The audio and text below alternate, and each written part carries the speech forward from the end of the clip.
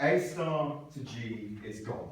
So actually, the students on the front page of the Daily Mail with 16 A's and A stars is now going to be stood there with 16 8s and 9s. This is where it starts to get really confusing. You guys are the lucky ones, because for current year 10, all of their subjects are marked A star to G, apart from English and Maths, which are marked 9 to 1. So they're not even, these kids are not even going to be able to reel their results off. They're going to have got a 9, an A, 2, 5 C's. I can't even do it.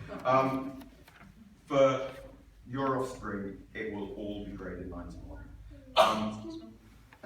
The equivalence on the 9 to 1, easiest way to think about it is that 9 is an A double star. So at the minute, A double star doesn't exist. If a student achieves a 9, that puts them in the top 5% of students in the national cohort. And that's the highest qualification that will ever have existed in this country at GCSE.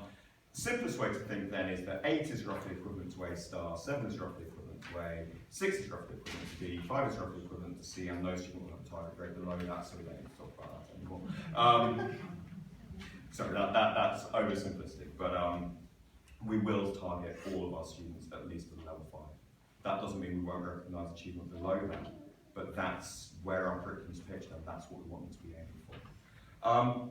It's not quite that clean, because actually the old money C, if you think C was there and B was there on top of it, 5 is actually there. So it's the top end of C and the bottom end of B, meaning that actually if you got a low C on old GCSE, that will now be a 4. I actually think there will be no shame in it, because my understanding at the minute is that where last year 60-odd% of students nationally got at least a C in maths, the government's anticipating no more than 30% will get a 5 in maths next year. And so actually, even though we're saying that 5 is the new C, what we actually have to do is stop thinking about a pass benchmark. It's about what is the best we can achieve for every individual student. And they will have individual personalised target grades to help them to reach there. And if they're currently working with a 3 and the target's a 5, so there's a big gap, we'll have short-term interim targets to get there, but the purpose of those targets will be to get them as high as we can, whatever level they're at, be it aiming for a 9, be it aiming for a 5. The other big change to GCSE is that there's no longer any coursework. Any of you who have offspring who are maybe in their late teens or early 20s will probably remember hours of slog with English GCSE where they're sat at the kitchen table and having to submit these essays that they're doing entirely at home in their own time, and then teachers mark them and send off to the exam board, and that accounts for 40% of their GCSE. Those of you with offspring who are kind of in their, actually no, I guess that would be mid-20s now. Those of you who are kind of more late teens than early mid-20s will remember something called controlled assessment, where they had days in school where they'd sit in a room for 2 hours and write an English essay with somebody glaring at them, and then that would be marked by the teacher, sent to the exam board, and count for 40% of the GCSE. It's easy for these guys because they have 2 years of study, and then it gets to spring, summer of year 11, and they have a lot of exams, and those exams are what counts. Our students say to me, why do you make us do trials 3 times a year?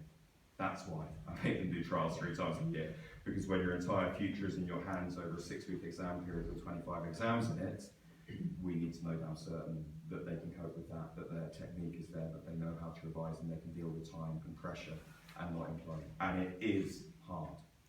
It is pressure. Don't let anybody tell you that GCSE is easy. So it's 100% terminal assessment. That doesn't mean it's 1 exam per subject. English, for example, will have 4 exams. Maths, I believe, will have 3. I can't do more because they've all changed. So it will be a substantial number of exams over a period of around 6 weeks without some coursework.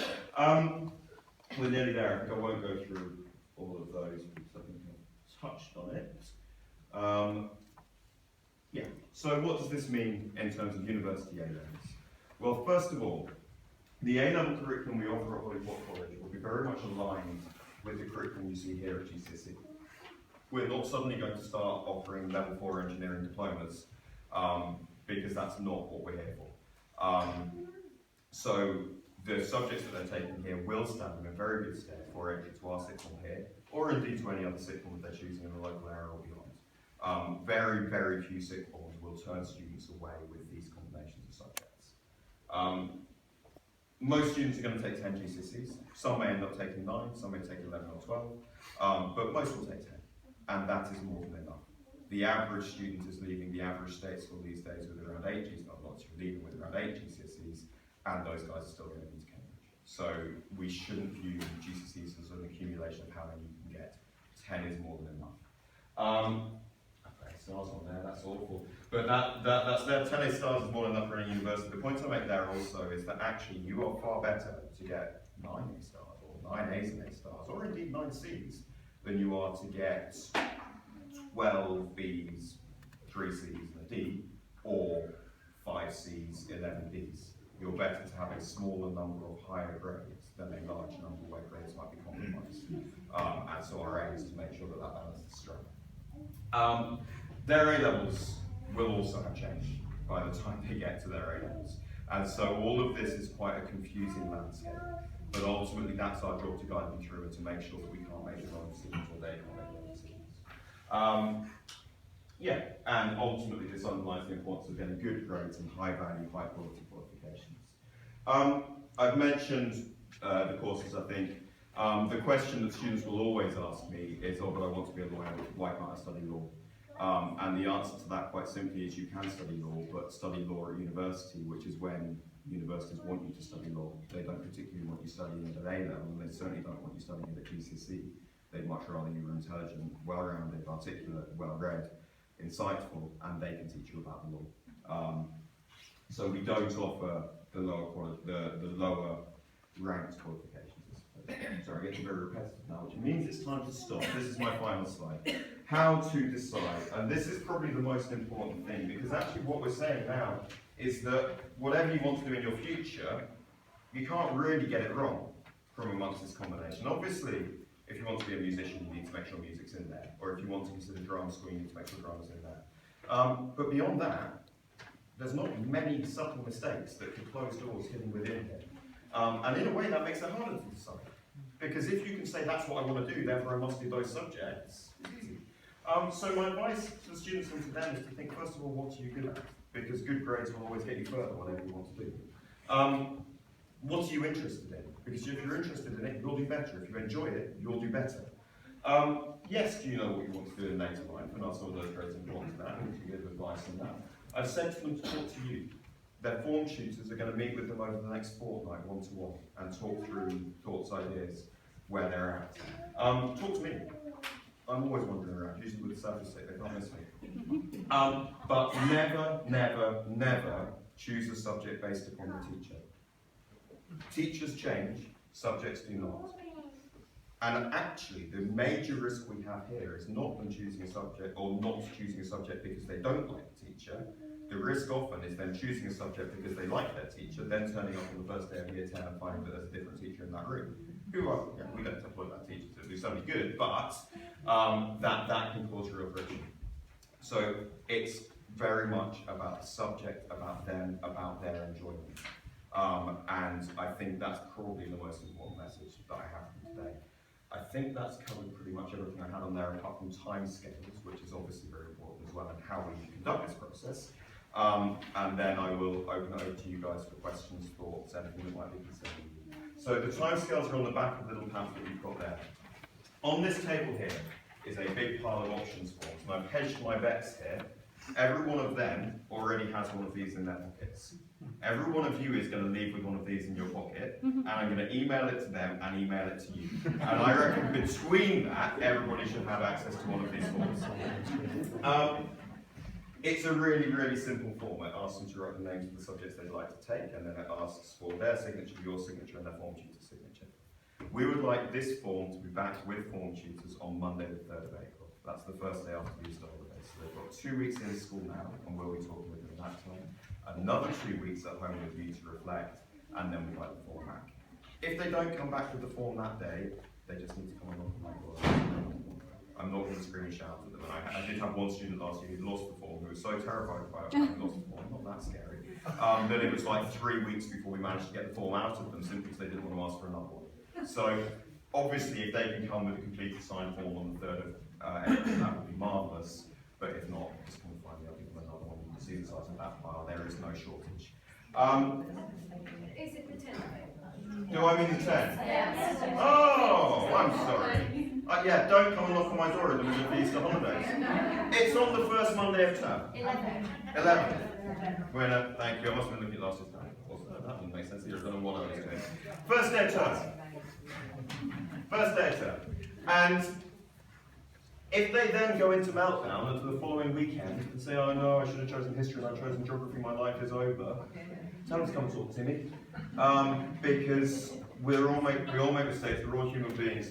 The reason I'm not doing this process in January as I did last year is because I then spent 6 months doing that, which was fine. Everybody got what they wanted, but it kind of makes more sense to give people a little bit more time to think about it, and then we can make some changes if we need to. I'll try and have the offer confirmed around May half term. I'm not going to put an exact date to it because it also involves me writing the school timetable, which involves all of our staff being employed, and then it involves, I don't know, the head of science coming and moaning at me that she teaches too many lessons on a Monday morning. I need to change it. She likes to have a lie-in, and she doesn't do that. But there's a whole process that underpins this. But as soon as I then have the confirmed offer, I'll let the students know through their form tutors, and they can tell you. And if there's any issues, let me know. Any questions at all?